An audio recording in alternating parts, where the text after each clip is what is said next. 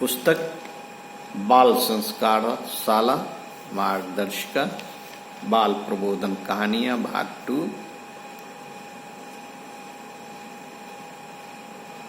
बड़ों के जीवन की कुछ सच्ची घटनाएं जिन्होंने जीवन ही बदल दिया। आइए इसी क्रम में पर दुख कातरता आपको कहानी सुनाता हूं। विश्वविद्यालय के प्राध्यापक अपने उपकुलपति से बहुत हैरान थे। वे विद्यार्थियों को जो भी दंड देते, विद्यार्थी उपकुलपति के पास जाते और माफ करा लाते। ऐसे अनुशासन कैसे चलेगा? विद्यार्थी उनकी बात कैसे मानेंगे? विद्यालय के जो प्रधान अध्यापक थे, प्राध्यापक थे, उन्हें ये बात अच्छी नहीं लगती थी। काफी दिनों तक सहन करते रहे, लेकिन जब उन्होंने देखा कि उपकुलपति के व्यवहार में कोई परिवर्तन आने वाला नहीं है, तब उन्होंने एक दिन उनके पास जाकर शिकायत की। आप जो करते हैं उसका प्रभाव संस्था पर अच्छा नहीं पड़ेगा। विद्यार्थी आपको छोड़कर किसी भी अध्यापक की बात नहीं मानेंगे और हम लोगों को काम करना मुश्किल हो जाएगा। उपकुलपति ने उनकी बात को ध्यान से सुना, फिर कुछ गंभीर होकर बोले, आप ठीक कहते हैं, पर क्या आप मेरी विवशता के लिए मुझे क्षमा नहीं करेंगे? कैसी विवशता? एक अध्यापक ने पूछा। उपकुलपति थोड़ी देर मौन रहे, मानो वह वहां न हो। फिर कुछ संभल कर बोले, अपने बचपन की एक बात मैं भूल नहीं पाता। जब मैं छोटा था, मेरे पिताजी नहीं रहे थे, मां थी और घर में बेहद गरीबी थी। मैं स्कूल में पढ़ाता था। फीस उन दिनों नाम मात्र की लगती थी, लेकिन वह भी समय पर नहीं मिल पाती थी। मां चाहती थी कि मैं ढंग के कपड़े पहनकर स्कूल जाऊं, पर लाती कहां से? एक दिन घर में साबुन के लिए पैसा न था। मैं मैले कपड़े पहनकर स्कूल चला गया। अध्यापक आए, उन्होंने क्लास पर एक निगाह डाली और मुझे भी देखा, और उनकी निगाह मुझ पर रुक गई। बोले, खड़े हो जाओ। मैं क्या करता? खड़ा हो गया। बोले, इतने गंदे कपड़े पहनकर स्कूल आने में शर्म नहीं आती? मैं तुम पर 8 आना जुर्माना करता। 8 आना? मेरे तो पैरों के नीचे से धरती खिसक गई। मुझे अपमान की उतनी चिंता न थी जितनी कि इस बात की कि अब घर में साबुन के लिए 1 आना पैसा नहीं था, तो मां 8 आने कहां से लाएगी? कहते कहते वो कुलपति की आंखें भर आई। फिर कुछ सुस्थिर होकर बोले, तब से मुझे बराबर इस बात का ध्यान रहता है कि विद्यार्थी की पूरी परिस्थिति जाने बिना यदि हम उसे दंड देते हैं तो प्रायः उसके साथ अन्याय कर बैठते हैं। दूसरी बात यह कि जब तक आदमी स्वयं कष्ट नहीं पाता, दूसरे के कष्ट को नहीं समझ सकता।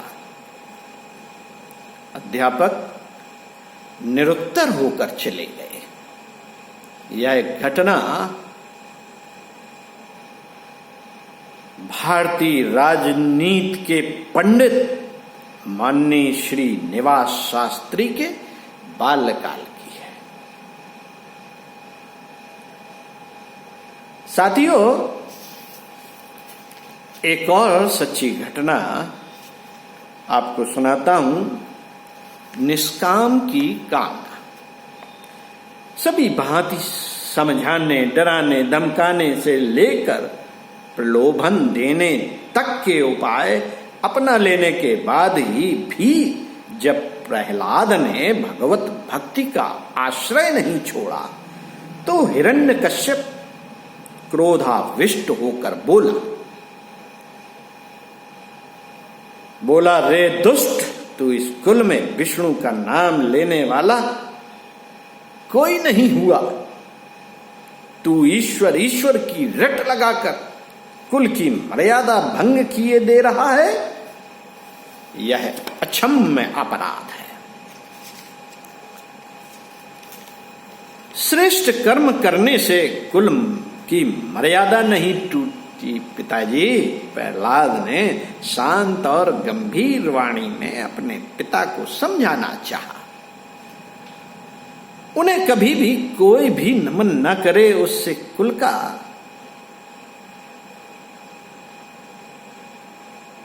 गौरव ही बढ़ता है। उन्मत्त हिरण्यकश्यप की क्रोधाग्नि में प्रहलाद के इन वचनों ने घी का काम किया और वह गरजता हुआ प्रहलाद की ओर दौड़ा। मेरी सीख को न समझकर मुझे ही उपदेश देने वाले दुष्ट, तू ऐसे नहीं मानेगा। तो जैसे कुल कलंकी का तो कुल में ही ना होना अच्छा है। हिरण्यकश्यप प्रहलाद को मारने के लिए झपटा।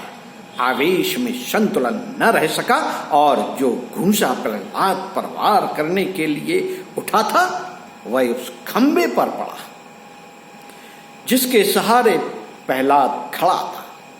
खंबा टूट गया और उसी खंबे से प्रकट हुए नरसिंह भगवान, आधा नर और आधा सिंह का रूप धारण किए।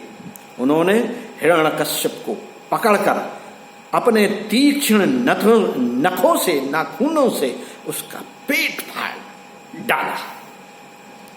इस समय भगवान नरसिंह का रौद्र रूप देखकर उपस्थित देवगण तक कांप उठे। सबने अलग अलग स्तुति की, परंतु किसी का कोई परिणाम न हुआ।